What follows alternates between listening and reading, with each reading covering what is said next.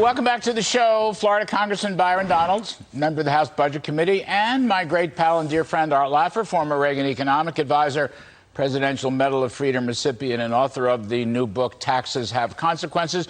Fellas, I just want you to hear President Biden earlier today taking a big victory lap on the economy. See for yourself. We received news that our economy had 0% inflation in the month of July. 0%. When you couple that with last week's booming jobs report of 528,000 jobs created last month and 3.5% unemployment, it underscores the kind of economy we've been building. All right, Congressman Byron Donalds, I'm going to give you first whack at this in celebration of your return to our show. I know we've been trying to get you for a while. What do you think? He's taking a victory lap. Zero inflation, big jobs number, all is well. You agree? No, I don't know what he's taking a victory lap on. Let's be very clear. Gas is up 44%, oil up 75%, milk up 15%, eggs up 38%. Real wages are actually down 3%. What is he talking about?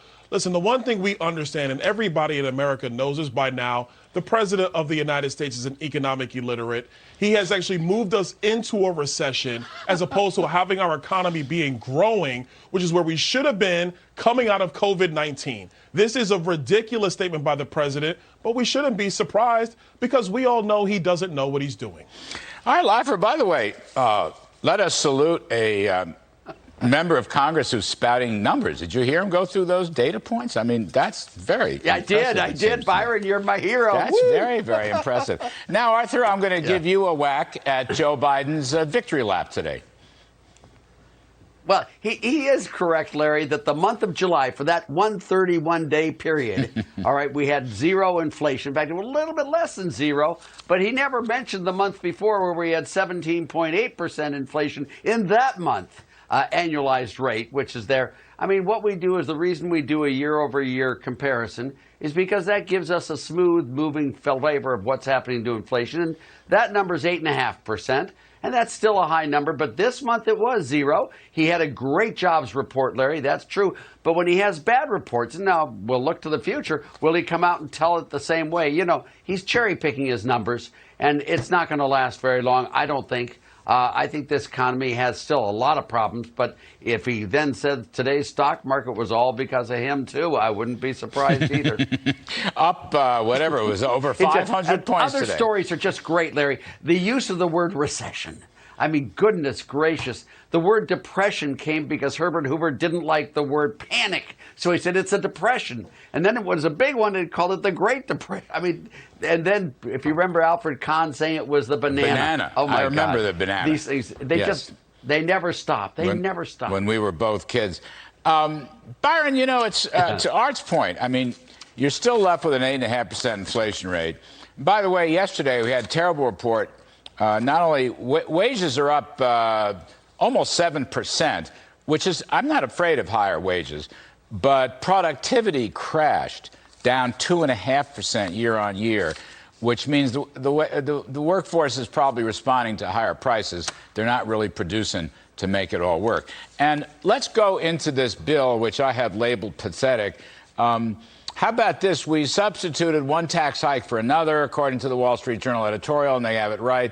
Why should we tax retirees? Why should we tax capital by putting a 1% excise tax on share repurchases or share buybacks? There's nothing wrong with that. That's just a way of managing capital. I mean, there's a lot of taxes in this bill, but that one particularly sticks in my craw.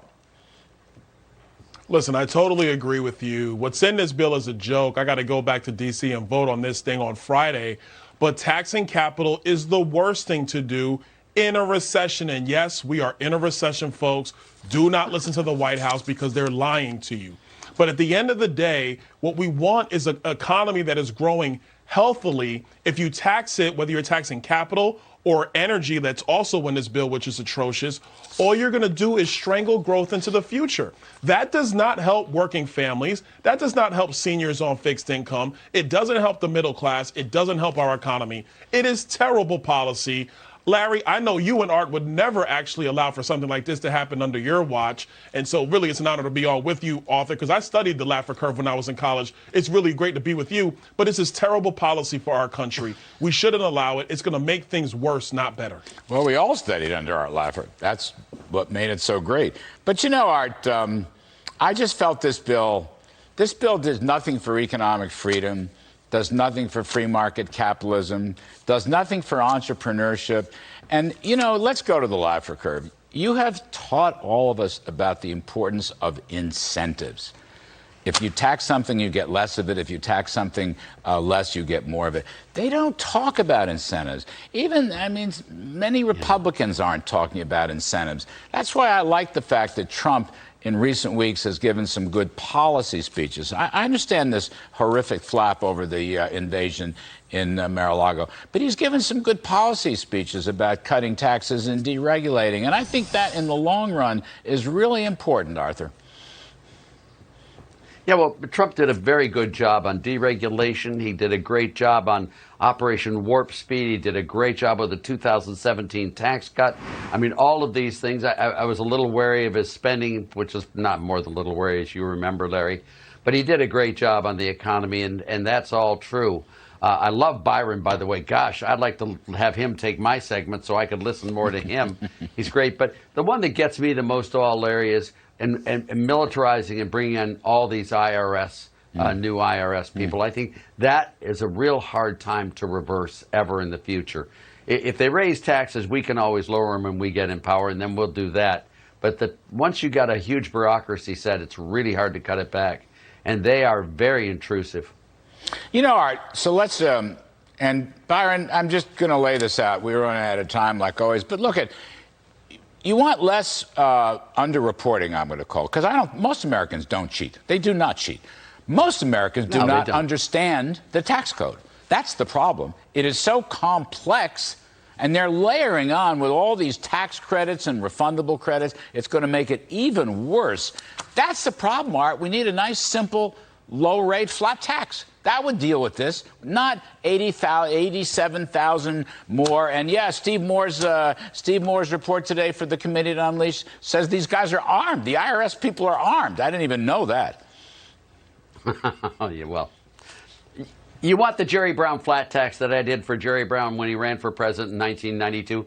Just 2 low-rate, broad-based flat tax, one on business net sales, value-added if you're a Democrat, and one on personal unadjusted gross income. 13% would, in static terms, more than cover all federal taxes, get rid of everything else, have taxes for revenues, and then use your spending for redistribution. And if you did that, you wouldn't have to worry about people paying their taxes because everyone would think the tax codes were fair, and they would be more than willing to contribute their part to the society. I mean, if you make 10 times as much as I do, Larry, which you do, you should pay 10 times as much in taxes. I don't. I hope you weren't referring to me. I've never made 10 times. I wish I made 10 times as much as you. I was. Yeah, dream on. Byron Donalds, I'm going to give you the last word in just a few seconds. If you win the House, and we all expect you to, can you push for a flat tax? Simplification, and low rates, Byron. Totally agree. We should do it. A simple code would actually mean more revenue for the federal government. Yeah, there you go. Exactly. I believe that's called the Laffer curve. Anyway, that was a good segment, you two. Byron Donalds, House member from Florida, and the great Art.